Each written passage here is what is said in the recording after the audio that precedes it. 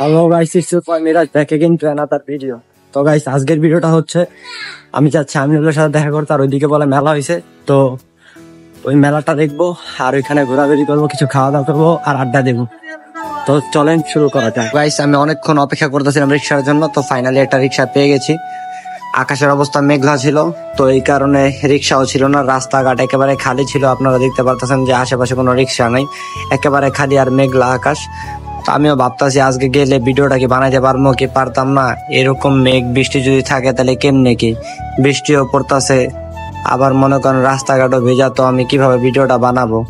তারপরেও ভয় ছিল না, ভরসা ছিল ইনশাল্লাহ রোদ উঠা যাবো বা বৃষ্টি চলে যাবো গা, এই বিশ্বাস আর কি অপেক্ষা করতেছিলাম আমিনুলের জন্য। তো ফাইনালি গাইস, আমিনুলের বাইক নিয়ে আইসা পড়ছে, ওই যে দেখতে পারেন সাদা গেঞ্জি পরা আমিনুল ভাই আইসা পড়ছে। তো পরে যা আমিনুলের সাথে একটু কথা বললাম। গাইস, তোমরা দেখতে পারতাছো গটিয়া এই জায়গাটা অনেক সুন্দর, মাঝখানটার রাস্তা, দুই পাশে গাছপালা আর নদী, দেখতে অনেক সুন্দর লাগে। তো অনেক ভালোই লাগছে এই জায়গাটায় যায়, আর আমিনুলের সাথে যায় অনেক মজাই লাগে অনেক। তো গাইস, আমরা গটিয়া এখন আইসা পড়ছি। দীর্ঘ অনেকক্ষণ অপেক্ষা করার পরে যে বাড়ি থেকে রওনা দিলাম, বৃষ্টি নেমে গেল। বৃষ্টি নামার কারণে তো ভিডিও কি বানাবো, হালকার উপরে ঝাপসা কিছু বানায় রাখলাম, বানায় খালি অপেক্ষা করতেছে বৃষ্টি কমে না কমে না কমে না। পরে ফাইনালি গাইস বৃষ্টিটা কমলো, আর আমরাও পরে যা আমিনুল ভাইয়ের গাড়ি দাঁড়ায় পড়লাম। ব্যস্ত আছে পোলারা,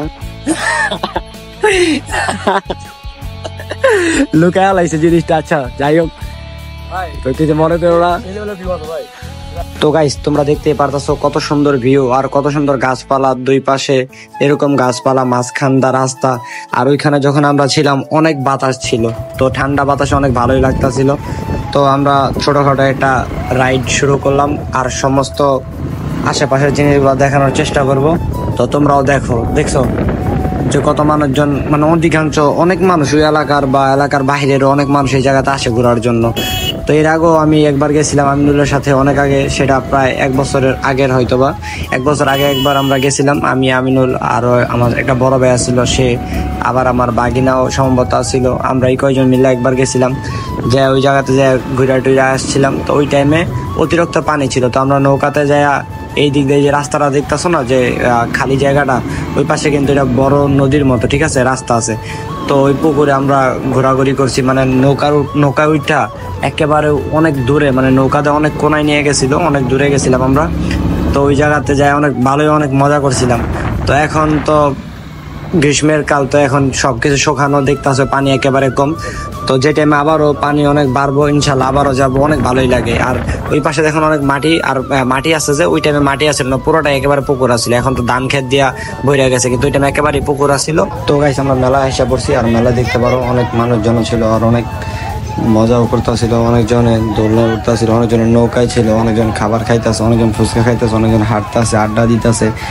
আর আমি আর আমিনুল এতিমের মতো ভিডিও করতেছি, কি আর করার, আমরা এতিমের মতো ভিডিও বানাইতেছি। সবাই তো সবার মতো এনজয় করতেছে, আর আমরা ভিডিও বানাইতেছি দুঃখের দিনের ভিডিও গাইস। তো তোমরা দেখতে পারতাছো। আর এইটা হলো মেলার সাইডের জায়গাটা, অনেক সুন্দর, দেখতেছো কত সুন্দর ভিউ, কত মানুষজন। আর ওই পাশে টিকটকার ভাইও আছিল, টিকটক বানাইতেছে।